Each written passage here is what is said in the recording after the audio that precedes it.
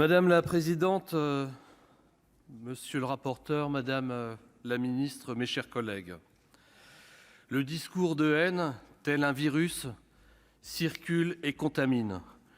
Nous sommes tous conscients de la façon dont Internet a facilité la propagande, l'endoctrinement et le recrutement des organisations terroristes.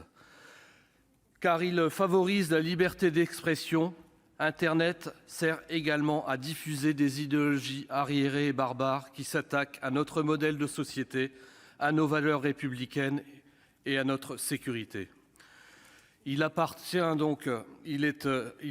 donc primordial de se doter d'outils juridiques permettant d'entraver et de combattre efficacement l'utilisation d'Internet par tous ces prédicateurs de haine. Aussi, l'objectif poursuivi par l'article unique de cette proposition de loi portant diverses dispositions d'adaptation au droit de l'Union européenne en matière de prévention de la diffusion de contenus à caractère terroriste en ligne fait largement consensus. À l'issue de la discussion par nos deux assemblées, seuls quelques alinéas nécessitaient la recherche d'un compromis et à cet instant, je me réjouis que la commission mixte paritaire ait été conclusive sur un sujet aussi important pour garantir la sécurité de nos concitoyens. Ainsi, afin d'aboutir à un texte commun, des ajustements mineurs ont été opérés, portant principalement donc sur les modalités de recours contre les décisions du président du tribunal administratif. Par ailleurs, la proposition de loi rappellera de façon explicite la possibilité d'avoir recours au référé liberté dans les conditions de droit commun pour les fournisseurs de services d'hébergement et de contenu. Je veux néanmoins une nouvelle fois exprimer à cette tribune notre réserve quant au choix du véhicule législatif, notamment face à la méthode de travail du gouvernement avec le Parlement.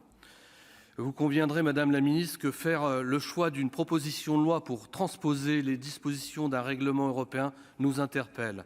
Et à cet effet, et cela a été souligné à plusieurs reprises, cette proposition de loi a été rédigée en urgence par les directions centrales des ministères concernés avant d'être ensuite déposée par des membres du groupe majoritaire à l'Assemblée nationale.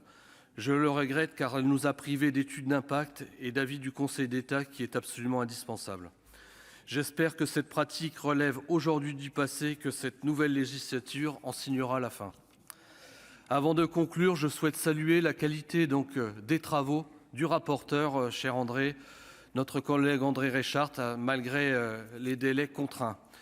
Madame la ministre, mes chers collègues, le discours de haine se propage et tue. La menace terroriste demeure l'une des urgences auxquelles notre pays doit répondre et faire face.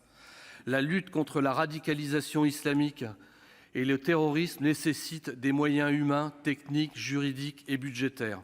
Lors du prochain examen de loi de finances pour 2023 à l'automne, je serai particulièrement vigilant avec mon groupe parlementaire sur les crédits mobilisés en cette fin. Il est en effet de notre responsabilité de prendre des mesures et toutes les mesures afin de juguler le prosélytisme et de garantir la sécurité physique de nos concitoyens. Vous l'avez compris, Madame la Ministre, les Indépendants votera bien évidemment cette proposition de loi. Merci. La parole est à Madame Nadine Bellureau.